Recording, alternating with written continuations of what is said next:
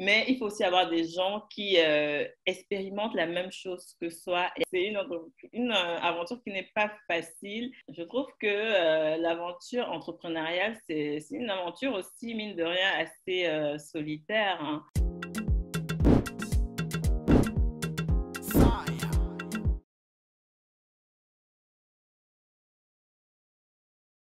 Et alors, est-ce que tu prends des conseils de ton frère? Est-ce que sur ce projet-là, ton frère t'aide et te guide, enfin, te donne des petits conseils? Oui, je pense que mon plus grand, la personne avec qui je discute le plus sur mes projets, oui, c'est lui. Je pense que, et c'est ça aussi un autre truc, quand on se lance dans ce type d'entreprise, il faut avoir des gens avec qui on peut discuter. Parce que quand on n'a pas des gens avec qui, bon, on peut discuter pour discuter, parce que par exemple, ma mère, je peux discuter avec elle, mais bon, ma mère a moins la fibre entrepreneuriale mais je l'aime de tout mon cœur, elle a moins cette âme. Mais il faut aussi avoir des gens qui expérimentent la même chose que soi et avec qui discuter. Surtout Mhm. quand on est dans des moments où il y a toujours des up and down et que quand on est down, on discute avec la personne et puis elle se dit, tu sais ce que je me suis pris comme, je sais pas, comme raclé ou comme refus. La personne te raconte, tu dis, moi ce n'est rien alors. Tu te sens mieux? Non, et totalement, parce que c'est une aventure qui n'est pas facile Mhm. et surtout que ben, moi, pour le moment, et puis c'était aussi l'autre truc, se dire est-ce que je continue de travailler ou bien j'arrête de travailler? Et puis à un moment donné, et plus le temps passe, et plus je confirme que tant qu'on n'arrive pas à un certain niveau de rendement qu'on veut avoir, c'est mieux de continuer de travailler. Donc joindre en plus les deux bouts pendant qu'on est dans son projet, c'est aussi ça fait on peut rapidement s'éparpiller dans cette discipline et cette motivation. Il faut toujours avoir des personnes de confiance avec qui on peut discuter et se motiver. Et donc, pour mon D'accord. frère, clairement, c'est l'une des premières personnes avec qui je le fais. Et du coup, est-ce que tu fais partie de groupes d'entrepreneurs? Est-ce qu'il y a d'autres personnes en plus de ton frère avec qui tu peux discuter? Euh, ouais. Je trouve que l'aventure entrepreneuriale, c'est une aventure aussi, mine de rien, assez solitaire, hein. Mhm. Donc, je ne sais pas si tu penses la même chose d'ailleurs, mais Oui, oui, oui, tout à fait. Je suis d'accord. C'est très solitaire, ouais. Justement, d'où l'idée de faire partie de groupes d'entrepreneurs. Enfin, après, il faut les trouver, hein, des gens avec qui. Mais c'est pour ça que je te posais la question. Est-ce que… j'ai peut-être des groupes de filles avec qui on se bat pour s'en sortir, mais voilà. Mais de groupes d'entrepreneurs, ça, non. Et c'est vrai que c'est quelque chose ouais, que je recherche. Après, le Covid n'a pas aidé parce que, Mm, voilà, c'est pour pouvoir aussi se rencontrer, discuter, échanger, parce que j'avais été à certains événements. mhm, Mais là, pour le moment, bon, avec le Covid, c'est beaucoup moins compliqué, mais c'est vrai que c'est quelque chose que j'aimerais. ouais. Et alors, comment tu gères justement donc ta vie professionnelle en audit et donc ta vie professionnelle à côté de l'audit qui est donc les croquettes Afro Delight? Et est-ce que tu en as parlé? Est-ce qu'il y a des crossovers? Est-ce que tu en as parlé en fait à tes collègues? Non, pas du tout. Ah, je vois déjà le nom. Non, pas du tout. Non, je n'en parle pas.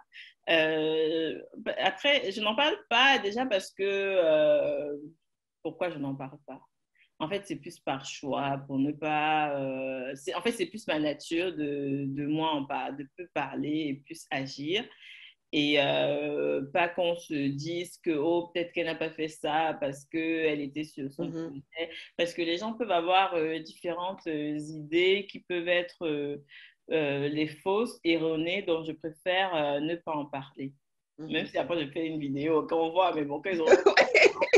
Mais sinon, par choix, je n'ai jamais parlé. Je n'ai jamais parlé. Après, quand il y a des collègues qui deviennent des amis, oui, j'en parle. Mais Mhm. au boulot, non. Non, pas du tout. Même si mon ambition est d'exploser et qu'à un moment donné, ils devront le savoir, mais pour le moment, non. Non. Alors, du coup, alors quelle est ton ambition? Qu'est-ce que je dirais? Mon ambition, on va faire à court terme. Mon ambition à court terme, donc ce serait par exemple que d'ici 1 an, je puisse être dans tous les gros centres commerciaux de France. D'Île-de-France, commençons par Île-de-France, parce que bon, je peux pas D'accord. aller partout. Ok, ok. Alors, ambition à moyen et long terme? Ambition à moyen et long terme, ce serait déjà d'augmenter la gamme parce que un des objectifs bon, que je peux te donner voilà, en scoop avant la gamme, mais c'est de, c'est de pouvoir aller, mais bon là c'est quand même aussi du long terme, c'est de rajouter d'autres produits parce que donc là on a commencé avec les croquettes, je m'éclate vraiment avec ces croquettes. Mhm, Donc, on appelle aussi chin chin dans d'autres pays. C'est mhm, de rajouter d'autres types de céréales, de farine. Donc, mhm, on va arriver à la farine de manioc et après, on va voir si on peut aller vers d'autres types de produits qu'on retrouve en Afrique. Hein. Afro, c'est pas pour rien. Donc, d'autres produits qu'on retrouve et qu'on fabrique principalement en Afrique. Donc, ce mhm, serait ça et se diversifier. Donc, en long terme, donc, on aura ça, se diversifier en type d'apéritif mhm.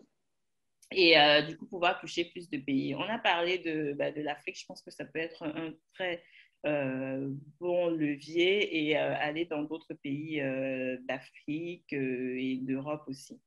C'est Oui, ça, on oui, peut oui. Parce qu'en effet, comme tu dis, dans d'autres pays, ça a un nom différent, mais finalement, ils font aussi la ouais, même c'est ça, chose. c'est ça. Ils consomment le même produit. Et donc, du coup, OK. Donc l'ambition, voilà, c'est world domination, comme on dit en anglais. Exactement. C'est pour ça que Domination j'ai mondiale. parlé, c'est pour ça que j'ai dit au début, j'ai dit quels étaient mes concurrents au début en me présentant. J'ai dit enfin quand je dis concurrents, enfin, le marché qui je vise et j'ai parlé des chips. Après, je ne sais pas si on donne des marques ou pas, mais les grandes marques de chips, les grandes marques de nachos qu'on retrouve partout. Et surtout quand je vois par exemple les nachos, les chips, bon, celles qu'on connaît, on va dire, c'est d'Amérique. Mais les nachos, par exemple, qu'on retrouve ici, je me dis, mais c'est incroyable, avec leur petite fécule de maïs ou je sais pas quoi là. Et ils sont là dans tous les centres commerciaux, on les retrouve et je me dis, mais moi aussi, je voudrais qu'on retrouve mes croquettes en Amérique latine. Pourquoi pas? Quand je Mhm. l'archive, je me dis, mais qu'est-ce que ça a de plus que nos produits? Et nous, nos produits, on les retrouve à Château-Rouge, dans le petit, la petite épicerie de quartier. Non, nous aussi, on pourra avoir ça. Et pour le moment, je ne connais pas de grands groupes internationaux enfin, qui proposent des produits africains comme ça à l'international. Mhm. Alors, allez, pourquoi pas moi? Mais oui, mais oui, mais je suis Voilà. d'accord avec toi. Et en plus, comme j'ai expliqué comment l'aventure a commencé, uniquement sur les snacks, je ne m'attendais pas à avoir tellement d'idées de ce que je pouvais faire sur les snacks apéritifs. Et il y a tellement de choses qui sont possibles de faire que voilà. Après, j'imagine, c'est un peu comme les chips. Hein. Au départ, c'est juste du sel. Après, c'est sel et vinaigre. Après, c'est Voilà, sel c'est et ça. fromage. Après, c'est barbecue. C'est bacon. Finalement, c'est la même chose, mais on change le goût. À part des chiffres, je trouve qu'ils exagèrent avec tous les parfums. Mais bon, les gens aiment, donc on va aussi faire ça. Allez, les croquettes. Exactement, c'est exactement. Après, tu pourrais faire des croquettes je sais pas moi, au poulet boucané. Voilà. Ah, bonne idée, bonne idée. Au lieu de faire chili, on rajoute nos Oui, il faut rajouter au piment sec je ne sais pas moi, de Guadeloupe. Ah oui, tu me donnes des idées. On va avoir tous les parfums possibles parce que franchement, ils nous sortent ça et ça marche. On va avoir tous les parfums possibles. Ok, ok, c'est super. Et alors, du coup, en tant qu'entrepreneuse, est-ce que tu as dû faire des formations, peut-être un petit peu en plus, pour t'aider justement dans le marketing, pour t'aider dans la vente, pour t'aider à mieux te présenter? Parce que finalement, un des gros trucs qu'on doit faire en tant qu'entrepreneur, c'est apprendre à vendre, à se vendre et à vendre le produit. Oui. Alors, pour la vente du produit, je n'ai pas fait je pense que je dois m'améliorer hein, et que je vais continuer à m'améliorer. Je n'ai pas fait de formation. Par contre, ce que j'ai beaucoup fait avant c'est là où le Covid me freine énormément dans tout ce que j'aime faire. j'adorais aller à des meet-up. Bon, on a ça en France, je ne sais pas si dans d'autres pays il y a ça. Aller à des meet-up, on peut discuter avec certains entrepreneurs de nos produits. Et du coup, quand on se présente, chacun présente son produit. Et puis, on a des gens qui, chacun a le produit, on présente, chacun présente. C'est très intéressant. J'allais aussi à des, comment on appelle ça, à certains concours. Et j'adore faire des concours. Peut-être que, en plus, on a parlé tout à l'heure de marketing, j'en ai même pas parlé. Mais faire des concours, enfin, moi personnellement, j'adore parce on se, on se met en scène devant les meilleurs et d'autres gens qui présentent des produits qui sont totalement différents et on doit se soumettre à la vie des personnes extérieures. Je pense que c'est très,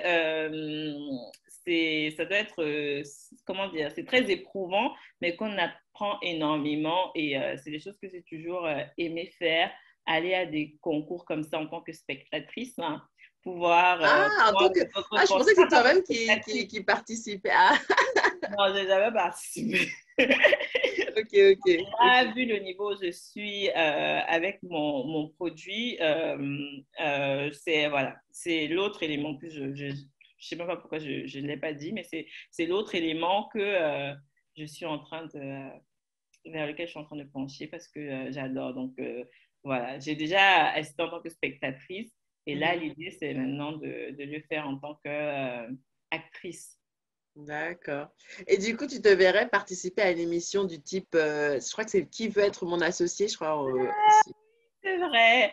Mais sur il M6. y a des petits, il y a des, c'est des Camerounais, je crois, qui, enfin, j'ai beaucoup, ça, c'est des tontons afropreneurs ou je sais Oui, pas comment. oui, oui. Qui ont un restaurant de burgers, c'est ça, burgers africanisés Exactement, oui. à Lille. Ouais, j'en ai entendu parler Ouais, aussi. c'est vrai. Oui, oui, totalement. Ouais. Totalement, oui. Ça peut être J'adore. ça peut être un super moyen marketing justement de promouvoir. En plus, si tu as l'investissement, c'est encore mieux, hein, mais ne serait-ce que de pouvoir passer et de présenter son produit. Exactement. Parce que ici, enfin, en étant en Angleterre, ils ont une émission donc similaire qui s'appelle Dragon's Den, ou alors aux États-Unis, ils ont Shark Tank. Et en fait, beaucoup de gens aussi y vont parce que c'est vraiment un moyen de promotion de leurs produits. Donc, évidemment, en disant qu'ils réussissent leur pitch, et encore plus s'ils ont après l'investissement. Exactement. Exactement. Alors là, Exactement. Et moi ça fait combien de temps que je vais à des événements comme ça en tant que spectatrice? mhm, Je sais pas, ça fait plus de 5 ans que j'y vais. Donc, j'étais même allée une fois en Espagne pour un summit, oui, non pas en Espagne, au Portugal, pour un summit il y a 3 ans. Donc, j'adore ça. Donc, voilà. Parce que mon idée, c'est de me dire, je veux être parmi les meilleurs. Donc, je mhm. compétis avec les meilleurs. Et ce n'est qu'en confrontant son idée qu'on a les meilleurs retours. Ça fait mal, mais bon, allez, on se relève et on améliore le produit. Et après, on a la meilleure version possible de son produit. Ouais, ouais, ouais. Et quels sont les feedbacks que tu as reçus pour l'instant de ton produit? Donc, les feedbacks et qu'on est en train d'améliorer, globalement, c'est surtout que le packaging est top. Ouais, c'est vrai. Que le packaging est top, que au niveau du goût, et c'était le plus important, que le goût est vraiment rien à dire. Donc ça, c'est Mhm, le principal feedback. Au niveau de quelque chose que je pourrais améliorer, on m'a dit peut-être au niveau de voir si on peut avoir un calibrage de même taille pour tous. Bon, on va mhm, voir, hein, c'est vraiment à la marche. C'est vraiment des trucs à la marche qu'on a eu. mhm. Et l'autre point vers lequel on penche, c'est vraiment essayer de moins en moins que ce soit de moins en moins, comment dire, parce que ça l'est déjà, on me l'a dit on ne sent pas qu'il y a de l'huile. Et donc, c'est Ah, vraiment quelque chose, voilà. Et c'est quelque chose ok. qu'on essaye d'améliorer au fur et à mesure au niveau de la recette. Parce que, comme on a dit, c'est améliorer au niveau de la santé, au niveau du goût aussi. Mhm. Et là, c'est quelque chose sur lequel on essaie de travailler, c'est qu'on sente de moins en moins l'huile. Et donc, pourquoi pas demain même avoir des croquettes sans huile carrément. D'accord. Et est-ce que tu sais s'il y a des recherches au niveau de l'apport, soit calorifique ou soit des nutriments, justement des farines, euh, genre farine de manioc, farine de mil, farine de plantain. Parce que je pense qu'aussi un des problèmes qu'il y a dans la mise en avant des produits africains, c'est qu'on n'a pas tellement derrière de recherche pour dire non, mais regardez, si vous prenez telle ou telle farine, voici l'apport en nutriments que vous allez avoir. Ce n'est pas quelque chose, en tout cas, que pour l'instant, que moi j'ai vu. Donc, je ne sais pas si c'est quelque chose auquel tu penses ou c'est quelque chose que toi, tu as vu qui peut te permettre encore plus, justement, de soutenir le côté, mais c'est bon pour la santé. Mais merci de l'idée, hein. Mais c'est exactement vers ça que je penche de plus en plus au niveau de l'apport en santé et d'aller vers plus mettre en avant en fait plus ces éléments-là. Bah, d'ailleurs, voilà, même dans la partie marketing au niveau des réseaux sociaux, ce serait de plus éduquer mes clients sur ces types d'apports-là et de faire comprendre que certes, on a le blé qui nous vient d'ailleurs pas d'Afrique, mais qu'on a tous nos autres céréales et autres produits en fait qui existent et qui ont des apports tout autant similaires. Parce que par exemple, la farine de plantain,